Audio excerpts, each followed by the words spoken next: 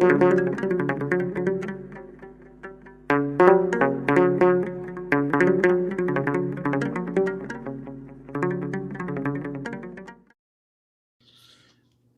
አብ ወወልድ ወመንፈስ ቅዱስ አሐዱ አምላክ አሜን።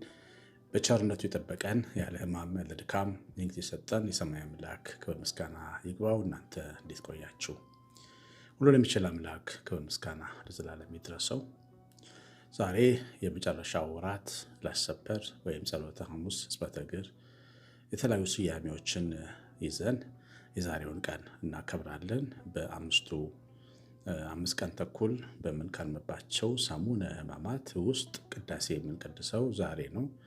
በሰሙነ ሕማማት ቅዳሴ መቀደስ ባይገባው፣ ነገር ግን ጌታ ኢየሱስ ክርስቶስ ለመሰቀል አንድ ቀን ሲቀረው ጸሎተ ሐሙስ በሚባለው ዕለት ማታ በተሰናዳው አዳራሽ ሰገነት ላይ ባለው 12ቱ ደቀ መዛሙርቱን ብቻ ይዞ የመጀመሪያውን ቅዳሴ የቀደሰበት ማለትም እንካችሁ ይህ ሥጋዬ ነው፣ እንካችሁ ይህ ደሜ ነው ብሎ የሰጠበትን በማሰብ ነው የምንቀድሰው።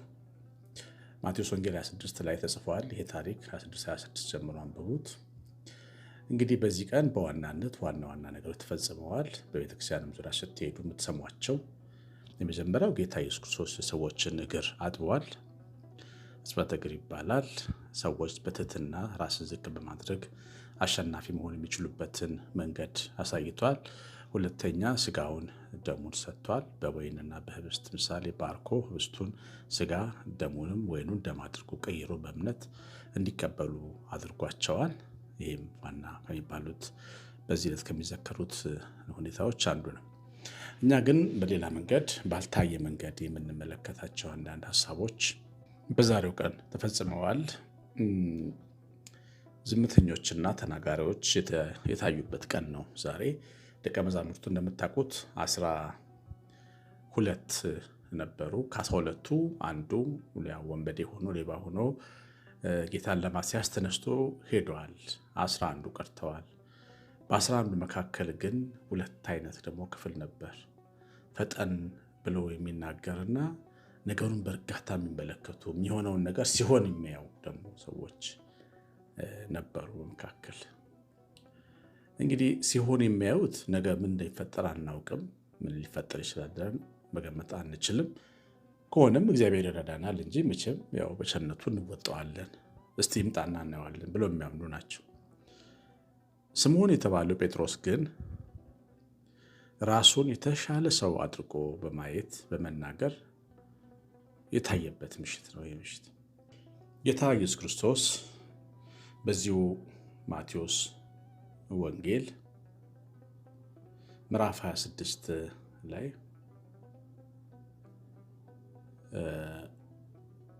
በዚች ሌሊት ወላችሁ ትሰናከላላችሁ፣ እረኛውን እመታለሁ፣ የመንጋውን በጎች ይበተናሉ የሚለው ተጽፎ ተቀምጧል። ይሄ እናንተን እኔን የሚመለከት ነው። እኔ እመታለሁ፣ ወደ መስቀል መንገድ ሄዳለሁ፣ እናንተ ግን ትበታተናላችሁ ብሎ ተናገረ። ይህን የነገራችሁ ሲሆን ተስፋ እንዳይቆርጡና እንዳይደነግጡ ነው። ቀድሞ የነገራቸው ቀድሞ ነገሮችን ካወቋቸው ቢያንስ ይረጋጋሉ ብሎ ስላሰበ ነው። ማቴዎስ ወንጌል 26:31 ላይ ነው። ከዛ በኋላ ከተነሳውም በኋላ ወደ ገሊላ ቀድማችኋለሁ አለ። እንግዲህ ይመቱታል፣ እረኛው ይመታል፣ ግን ይነሳል ደግሞ አላቸው። ያ ማለት መነሳት እንዳለው የጌታችን ሞት ጠቆማቸው። በደንብ አላስተዋሉትም እነሱ። ከእነሱ ግን መካከል በጣም የሚገርማችሁ ስምዖን ጴጥሮስ ምን አለ? ሁሉም በአንተ ቢሰናከሉ እኔ ግን ከቶ አልሰናከልም አለው። አሁን በዚህ ውስጥ ሁሉ ሰዎች ደካሞች፣ እኔ ግን ብርቱ ነኝ ማለት ነው። ሁሉ የሚለው ቃል ይኸውላችሁ፣ እግዚአብሔር ቤት ስንኖር፣ እግዚአብሔር ፊት ስንኖር መጠንቀቅ ያለብን ነገር ቢኖር እንደዚህ አይነት መንፈስ ነው። ሁሉ ከኔ አይሻሉ ምን ይሻላሉ? የውስጥ ስነ ልቦና እንደታመመበት ሰው መናገርና ማመን ልክ አይደለም። ይህ ጤነኛ ያልሆነ ሰው ነው እንደዚህ ማሰብ የሚጀምረው። እና ስምዖን ጴጥሮስ ስላልተማረ ነገሩ ስላልገባው ነው። በእርግጥ ግን ሁሉ ቢሰናከሉ እኔ ግን ሁሉ ይሻላለሁ ማለት እርግጠኛ አይደለንም። ባንሻልስ ምን እንደሚመጣ ምን እናውቃለን? እና ነገ በሚመጣው አትመካ ይላል ሲራክ። ለምንድን ነው የምንመካው? ሊመካ ቢኖር መመካት ያለበት በሕያው እግዚአብሔር ይሆን። አንተ ኃይሌ ታስችለኛለህ፣ አንተ ጉልበቴ፣ አንተ ብርታቴ፣ አንተ አቅሜ ታስችለኛለህ እችላለሁ ቢል መልካም። ግን እንደዛ አላለ። ሁሉ ቢሰናከሉብን ግን አልሰናከልም አለ። እንግዲህ ራሱን የተሻለ ጻድቅ አድርጎ የተመለከተ ሰው እናያለን ማለት ነው። በዚህ ቀን ፈታኙ እኮ ደጁ ላይ ቆሟል። ሁልጊዜም ቢሆን ራሳችን በጣም የተሻለ በእግዚአብሔር ቤት በኦርቶዶክሳዊነት ለክርስቶስ በመቅናት የተሻልኩ ነኝ ብለን የምንል ሰዎች እና ምንናገር ሰዎች ምንታበይ ሰዎች ሰይጣንን ቤቴ ግባና ፈትነኝ ብለን እንደመጋበዝ መሆኑን ማወቅ አለብን። በገዛ እጃችን ቀርስ ውስጥ እንገባለን። ስምዖን ጴጥሮስ እንዲህ ሲምል ሰይጣን ቀስት ውስጥ ነው የገባው። መጀመሪያ ያስካደው እሱ ነው።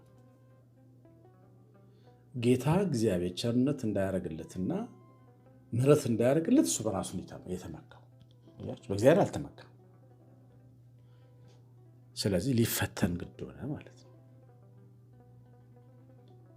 በጌቴሰማኒ ጫካ ውስጥ ጌታ ከተያዘ በኋላ ነገሩ ገብቶታል። በቃ ጨክነውበት እንደመጡ ስምዖን ጴጥሮስ አላውቀውም ብሎ ነው የካደው በቀያፋ ግቢ። ሁሉ ቢክዱ አልተውህም ያለው ከሁሉ ቀድሞ ካደ። ምን እንማራለን? አንቸኩል ነው። በምንም ነገር የተሻልኩ ነኝ ብለን በምናስብበት ነገር ስለመሻላችን እርግጠኞች አይደለን። ከኛ ይልቅ ለበዓል ያልሰገዱ 7,000፣ 8,000፣ 9,000 ነፍሳት እግዚአብሔር ይኖሩት ይሆናል። አናውቅ።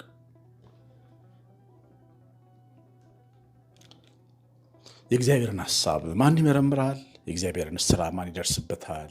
ማዳኑንስ አሰራሩንስ? እግዚአብሔር እኮ ሰማይ ላይ አለ። እግዚአብሔር እኮ ይሰራል እኮ። በቤተ ክርስቲያን ውስጥ ብዙ ቅዱሳን አሉት፣ የተሰወሩ መንፈሳዊያን፣ ዝም ያሉ ማይታወቁ ተራ የሚመስሉ ተራ ሰልፍ ውስጥ ያሉ ሰዎች አሉና የተሻልኩኝ ለክርስቶስ፣ የተሻልኩኝ ለኦርቶዶክስ፣ የተሻልኩኝ ለቤተ ክርስቲያን፣ የተሻልኩኝ ለክርስትናዬ የምንል ሰዎች ቤታችን ውስጥ ዳራችን ውስጥ አስቸጋሪዎች፣ ባልሽን እንደምትበልጭ ሁሌ የምታምኝ የባልሽን ደካማ ጎን የምትጠቀምበት ራስሽን ከፍ ከፍ ለማድረግ መጠንቀቅ ያስፈልጋል። ቀስት እንዲወረወርብሽ ነው የምትጋብሹ። ሚስትህን ለማጣጣል በአንተ መንፈሳዊ ጥንካሬ የሚስትን ድካም እያጎላ የምታሳይ በቤተሰቦቿን በጓደኞቿን ፊት ደካማ መሆኗን የምትናገር ጠላቴ ሆይ ግንባሬን በቀስት ስበረህ ግደለኝ እንደማለት ነው። ዝም ማለት ይገባል። ዝም አይነቅዝም ይላሉ አባቶቻችን። ስምዖን ጴጥሮስ ሁሉ ቢክዱህ እኔ አልክድህም አለ። አንደኛ ሁሉ ከሃዲ ናቸው ብሎ ያምናል፣ እሱ የተሻለ እንደሆነ ያስባል። ሁለተኛ ደግሞ አልክድህም ብሎ በራሱ በስጋው ይተማመናል። ይኸውላችሁ የፈለገ ጥሩ ልብ ቢኖረን የፈለገ መንፈሳዊ ቀናትና ጥንካሬ ቢኖረን እግዚአብሔር ካልረዳን ጥሩ መሆን አንችልም። ቅዱስ ዳዊት ከአንተ በቀር በጎነት የለኝም ይላል። በጎም ሆኖ አንተ ስለረዳኝ ብቻ ነው። እግዚአብሔር ያልተጨመረበት በጎነት ሰው የለውም። ሌላ ሁሉ ስራ ነው ማለት እግዚአብሔር ከሌለበት። ስለዚህ ሌሎችን ሰዎች አጣጥሎ ራስን የተሻለ አድርጎ በማቅረብ ራስን ማምለክ አምላክ ማድረግ። ምክንያቱም ሰው ረድኤቱ ሰማይና ምድር የሰራ እግዚአብሔር ከሆነ በእግዚአብሔር መመካት ነው ያለበት አይደል? በራሱ ከተመካ ግን አምላኩ ራሱ ነው ማለት ነው። ይሄ እንግዲህ የስምዖን ጴጥሮስ ደካማ ጎን በዚህ ቀን ካየናቸው ነገሮች አንዱ ነው። የጌታችን ትዕግስት ነው የሚገርመኝ። እንደዚያም ሆኖ ጌታ ደካሙን ይረዳለት ነበር። ይሄ በጣም አስገራሚ ነው። መቼም እሱ እንደኛ አይደለም አይደል? እንደ ሰው አይደለም። ድካማችን የሚራራልን የካህናት አለቃ ነው። ሶስተኛዎቹ ደግሞ ሌሎቹ ናቸው፣ ደቀ መዛሙርት ምንም ያልተናገሩት እየሆነ ያለውን ነገር በጽሞና የሚከታተሉ ለመካድም ሌላ ለማለትም ያልቸኮሉ ደግሞ 10 አሉ። እንደ ድካማቸው ነበሩ። ፈርተው ተደብቀዋል። አይሁድም ፈርተው አይሁድ ተማምለዋል። ከሸንጎ ከጉባኤ ከማህበረሰብ ለማስወጣት ነገሩ ፖለቲካዊ ሆኗል። ነገሩ አገር አቀፍ ሆኗል። ችግሩ የክርስቶስ ጉዳይ ፊት ለፊት ሄዶ ያን መጋፈጥ የሚችሉበት ደግሞ መንፈስ ቅዱስን ገና አልተቀበሉም። አቅም የላቸው። ፈንጠር ፈንጠር ብለው በማርቆስ እናት ቤት በምን መደበቂያ ፈልገው ተደብቀው ነበር እንጂ ማንንም አልከሰሱም። እነሱ በማንም ላይ አልፈረዱ። የማንንም ሰው አለማመን አልነቀፉ። ጌታ ክርስቶስ ትሰናከላላችሁ ሲላቸው ጸጥ ብለው ነገሩን ሲንመልከተው ከኛ እሱ ጌታ ያውቃል ያለን ነገር እንዴት እንደሚፈጸም እናየዋለን ብለው የሚያምኑ ናቸው። ለጌታችን ዕውቀት ቦታ ይሰጡ፣ ጌታን አዋቂ ያደረጉ ናቸው። እግዚአብሔር ታውቃለህ የሚሉ እውነተኛ መንፈሳዊ ሰዎች አሉ። እንደዚህ አይነት ነዋሪዎች ናቸው። አንተ ታውቃለህ፣ እኛ አናውቅም። እኛ መስሎን የነበረው ይሄ ነው፣ ይሄ መንገድ ነው። ግን አንተ ነጋችንን ስለምታውቅ፣ እንዴት እንደምንሰናከል ስለምታውቅ አንተ ታውቃለህ ብለው በእግዚአብሔር ተማምነው በዝምታ ማንንም ላይ ሳይፈርዱና ሳይታበዩ ጸጥ ብለው የተቀመጡት ደቀ መዛሙርቱ ደግሞ ይገርሙኛል። ሁላችሁ ትሰናከላላችሁ ተብለው ዝም ብለው ነገሩን ማየታቸው ያስገርመኛል። ጌታ ሲናገር ትክክል ነው። ሁልጊዜ ትክክል ነው። የጌታችን ንግግር ትክክል ነው። ጌታ ያውቃል፣ አውቆ ነው የሚናገረው። በእናንተ ተረድተዋል። እንደው በየሰዓቱ መናገር ልክ አይደለም። መናገር መቸኮል በራሱ አንደበት እንዲስት ያደርጋል። ሰው ለመናገር መቸኮል የለበትም። በአንደበቱ ይስታል አለ እግዚአብሔር ቃል እና በጣም ጠንቃቃ መሆን እንደሚገባ እነዚህ 10 አስተምሩናል። ደቀ መዛሙርት በራሳቸው ጽድቅ ሊመኩ አልሞከሩም። በብርታታቸው ሊመኩ አልሞከሩም። ባላቸው ነገር እንደውም እነ ዮሐንስ እኮ ያውቃሉ። እነ ቀያፋ እነ ሐናን ያውቋቸዋል፣ ይተዋወቃሉ። አንዳንዶቹ ደግሞ ቀራጮች ናቸው። የሮማ መንግስት ሲስተም ያውቃሉ። ጲላጦስን እኮ ላናገረው እችላለሁ፣ ሄሮድስ እኮ ወዳጃችን ነው፣ ቀራጥኝ ከፍልለት የምንሰበስብለት እኮ ለእሱ ነው ብለውም ጉዳያቸውን ለምድር አለቆች ለመስጠት አልደፈሩም። ሀሳባቸው ሰማያዊ ነው፣ ሰማያዊ ነው እስከ መጨረሻው እና በእምነታቸው እግዚአብሔር በእግዚአብሔር እጅ ላይ እንደሆነ አምነዋል። ድካማቸውም ጥንካሬያቸው የሚገርማችሁ ግን ከሁለቱ እነዚህ ይሻላሉ። ሁሌ ስንኖር በትህትና ማሰብ አለብን። ዛሬ የትህትና ቀን ነው። እግር የማጠብ ቀን ነው። ራስን በትህትና የማየት ቀን ነው። አያችሁ፣ ወዳጅ መሆናችንን የምናረጋግጥበት ቀን ነው። ወዳጅ ያልሆኑ ስመው የወጡበት ቀን ነው። ወዳጅ ነን ወይ ለኢየሱስ ክርስቶስ? ወዳጅ መሆናችንን የምናሳይበት ቀን ነው። አያችሁ፣ ቃሉን የምንሰማበት፣ የሚሰራውን የምናስተውልበት ቀን፣ የማስተዋል ቀን ነው ዛሬ። የማደርገውን ታስተውላላችሁን ብሎ ጌታችን የጠየቀን በዛሬው ቀን። እንግዲህ ይህንን ይመስላል የዛሬው መልእክት ሀሳብ። ያለ ሕማም ያለ ድካም በሰላም በጤና ያድርሰን። ክፉ ይጠብቃችሁ። ቀሲስ አሸናፊ ነኝ። ኮሜንት ሳታደርጉ ላይክ ሳታደርጉ አትውጡ። ሰላም።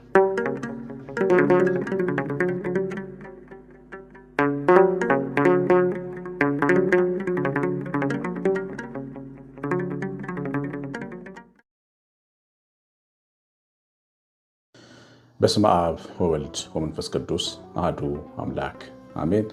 እግዚአብሔር አምላካችን ይህን ጊዜ ስለሰጠህ እናመሰግናለን። ተወደድከው፣ ተባረከው። ጌታችን ኢየሱስ ክርስቶስ ከአብና ከመንፈስ ቅዱስ ጋር ስም ብሩክ ምስጉን ይሁን። እግዚአብሔር የሚወዳችሁ በጌታችን በኢየሱስ ክርስቶስ በሰማያዊ ስፍራ በመንፈሳዊ በረከት የተባረካችሁ እግዚአብሔር ምሕረት ብዙ ጸጋ የሰጣችሁ